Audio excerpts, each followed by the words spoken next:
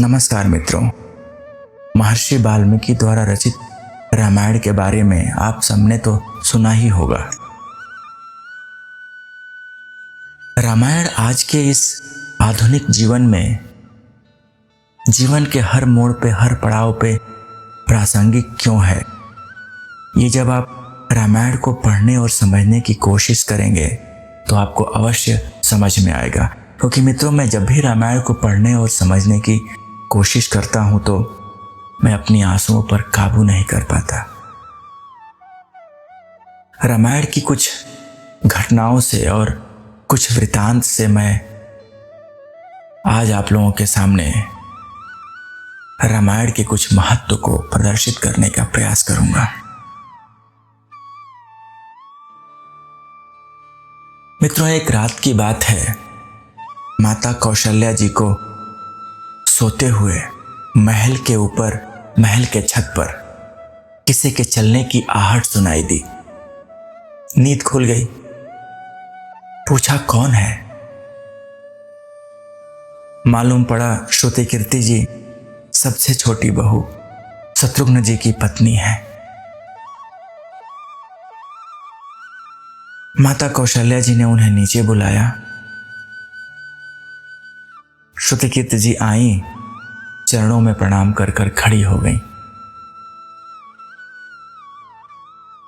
माता कौशल्या जी ने पूछा, श्रुति, इतनी रात में अकेली छत पर क्या कर रही हो? क्या नींद नहीं आ रही?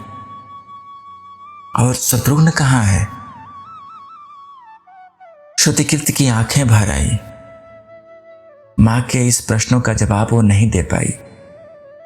मां की छाती से चिपट गई, गोद में सिमट गई और गोद में सिमट कर बोली, मां, उन्हें तो देखे हुए 13 वर्ष हो गए।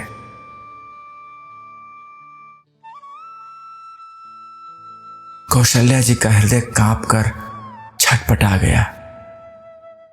तुरंत आवाज लगाई तो सेवक दौड़े हुए आए। आधी रात को ही पालकी तैयार की गई और आज शत्रुघ्न जी को खोजने के लिए कौशल्या मां निकली। मित्रों, आपको पता है शत्रुघ्न जी कहां मिले? मैं बताता हूं। अयोध्या जी के जिस दरवाजे के बाहर भरत जी नंदीग्राम में तपस्वी होकर रहते थे, उसी दरवाजे के भीतर एक पत्थर की शिला है। उसी शिला पर अपने बाह का तकिया बनाए लेटे हुए मिले शत्रुघ्न जी। मां जाकर सिराहने बैठ गई। बालों में हाथ फिराया तो शत्रुघ्न जी ने आंखें खोली। बोला, मां, और उठकर मां के चरणों में गिर पड़े। ने क्यों कष्ट किया मां? मुझे बुलवा लिया होता तो। मां बोली, शत्रुघ्न, यहां पे क्यों हो आप? मां के इस प्रश्न को सुनकर शत्रुघ्न जी की रुलाई फूट पड़ी। उनकी आंखों में आंसू आ गए। बोले, मां, भैया राम जी पिताजी की आज्ञा से वन चले गए। भैया लक्ष्मण जी उनके पीछे चले गए। भैया भरत जी भी नंदीग्राम में हैं। तो क्या ये महल, ये रथ, ये राजसी वस्त्र विधाता ने मेरे ही लिए बनाए हैं? ये थे विचार शत्रुघ्न जी के। शत्रुघ्न जी के इस उत्तर को सुनकर कौशल्या जी निरुत्तर हो गईं। उनके पास कोई जवाब नहीं था। मित्रों, दुनिया में कोई भी ऐसी कहानी नहीं है, कोई भी ऐसा ग्रंथ नहीं है जहां पर अयोध्या जैसा राज्य चारों भाइयों के बीच फुटबॉल की तरह चल रहा था। एक भाई दूसरे भाई की तरफ फेंक रहा था। यह है राम कथा। राम कथा, रामायण भोग की कथा नहीं है, ये त्याग की कथा है मित्रों। यहाँ त्याग की ही प्रतियोगिता चल रही है और सभी प्रथम हैं, कोई पीछे नहीं रहा। चारों भाइयों का प्रेम और त्याग एक दूसरे के प्रति अद्भुत, अभिनव और अलौकिक है। रामायण जीवन जीने की सबसे उत्तम शिक्षा देती है। भगवान राम को 14 वर्ष का वनवास हुआ तो उनकी पत्नी सीता मैया ने भी सहर्ष वनवास स्वीकार कर लिया। आजकल की पत्नियां नहीं जाएंगी, बोला तुम्हारे बाप ने भेजा, तुमको जाना है, बाप की आज्ञा माननी है, तुम जाओ। और बचपन से ही बड़े भाई की सेवा में लगे रहने वाले लक्ष्मण जी राम से दूर नहीं रह पाए। जब राम को वनवास हुआ तो वो भी राम के साथ चल दिए। यहां पे एक बहुत बड़ा प्रश्न है मित्रों, एक बहुत बड़ी सोचने वाली बात है। वन जाने के लिए लक्ष्मण जी ने मां सुमित्रा से तो आज्ञा ले ली थी और सुमित्रा जी ने उन्हें आज्ञा दे भी दिया था, लेकिन उनके मन में जो सबसे बड़ा संकोच था, जो सबसे बड़ा असमंजस चल रहा था लक्ष्मण जी के मन में,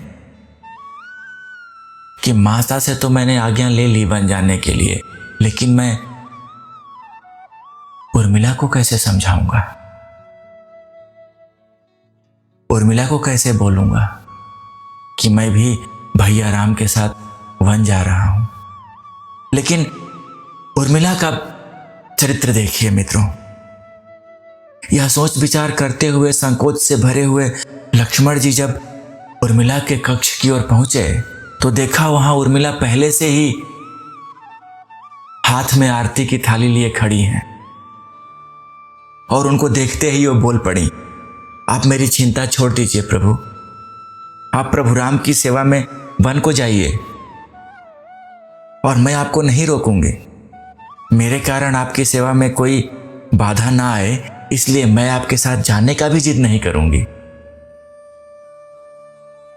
लक्ष्मण जी को यह बात उर्मिला से कहने में संकोच हो रही थी, असमंजस में थे, परंतु उनके कुछ कहने से पहले ही उर्मिला जी ने उनका संकोच दूर कर दिया, उन्हें संकोच से बाहर निकाल दिया। और वास्तव में यही पत्नी का धर्म है मित्रों। पति संकोच में पड़े उससे पहले ही पत्नी उसके मन की बात जानकर उसे संकोच से बाहर कर दे, इससे बड़ा पत्नी का कोई धर्म नहीं है। लक्ष्मण जी चले गए, परंतु 14 वर्ष तक उर्मिला ने एक तपस्विनी की भांति कठोर तप किया। वन में प्रभु श्री राम, माता सीता की सेवा में लक्ष्मण जी कभी सोए नहीं, परंतु उर्मिला ने भी अपने महलों के द्वार कभी बंद नहीं किए और सारी रात जाग जाग कर उस दीपक की लौ को बुझने नहीं दिया। एक बार की बात है, मेघनाद से युद्ध करते हुए जब लक्ष्मण जी को शक्ति लग जाती है और हनुमान जी उनके लिए संजीवनी का पर्वत लेके लौट रहे होते हैं, तो बीच में उन्हें अयोध्या से होकर गुजरना पड़ता है। जब वे अयोध्या के ऊपर से गुजर रहे होते हैं तो भरत जी उन्हें राक्षस समझकर बाण चला देते हैं। बाण मारने से हनुमान जी नीचे गिर जाते हैं। तब हनुमान जी सारा वृतांत सुनाते हैं। सीता जी को रावण हर ले गया, लक्ष्मण जी युद्ध में मूर्छित पड़े हैं। यह सुनते ही ताहे कौशल्या जी ने क्या कहा, उन्होंने अपने बेटे की चिंता नहीं की। कौशल्या ने कहा, राम को कहना कि माता कौशल्या कह रही थी कि लक्ष्मण के बिना अयोध्या में पैर भी मत रखना। राम को कहना कि वो वन में ही रहे। और माता सुमित्रा का वचन सुनिए। माता सुमित्रा ने कहा, कोई बात नहीं, राम से कहना मेरा अभी दूसरा बेटा शत्रुघ्न भी है, मैं उसे भेज दूंगी। मेरे दोनों पुत्र राम सेवा के लिए ही तो जन्मे हैं। माताओं का प्रेम देखकर हनुमान जी की आंखों से अश्रुधारा बह रही थी।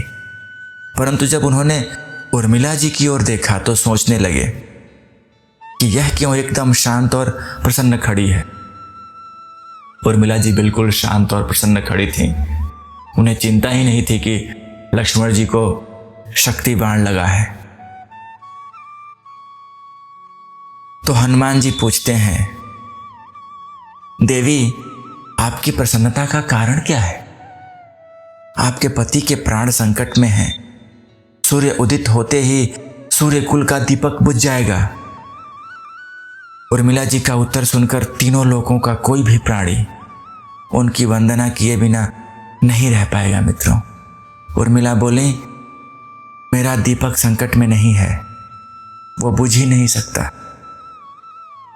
रही सूर्योदय की बात, तो आप चाहें तो कुछ दिन अयोध्या में विश्राम कर लीजिए, क्योंकि आपके वहां पहुंचे बिना सूर्य उदित ही नहीं हो सकता। आपने कहा कि प्रभु श्री राम मेरे पति को अपनी गोद में लेकर बैठे हैं। जो योगेश्वर प्रभु श्री राम की गोद में लेटा हो, काल उसे छू भी नहीं सकता। और ये तो वो दोनों लोग मिलकर लीला कर रहे हैं। मेरे पति जब से वन गए हैं तब से सोए नहीं हैं। उन्होंने ना सोने का प्रण लिया था, इसलिए वे थोड़ी देर विश्राम कर रहे हैं। और जब भगवान की गोद मिल गई हो विश्राम करने के लिए, तो थोड़ा विश्राम ज्यादा हो जाता है, वो उठ जाएंगे। और शक्ति मेरे पति को लगी ही नहीं, शक्ति तो प्रभु श्री राम जी को लगी है।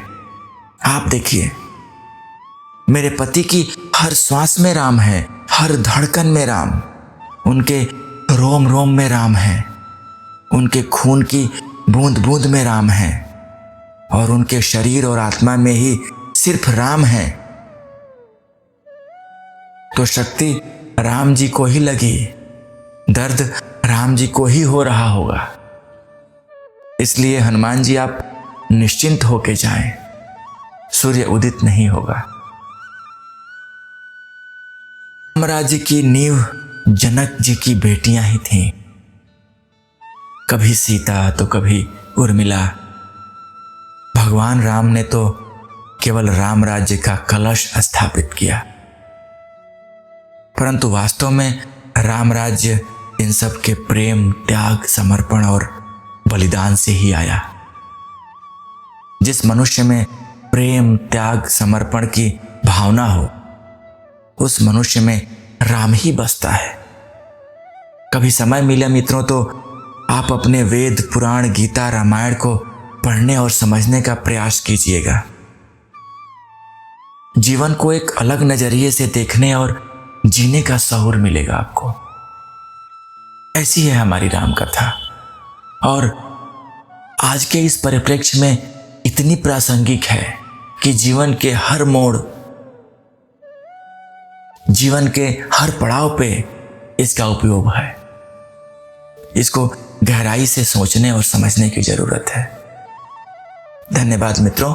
अगर आपको मेरी बातें अच्छी लगी तो मेरे चैनल को लाइक और सब्सक्राइब जरूर करें, और ये पूरी बात सभी लोगों के पास पहुंचे, उनके जीवन में भी कुछ बदलाव हो सके, इसके लिए दूसरे अपने मित्रों के साथ भी अवश्य शेयर करें।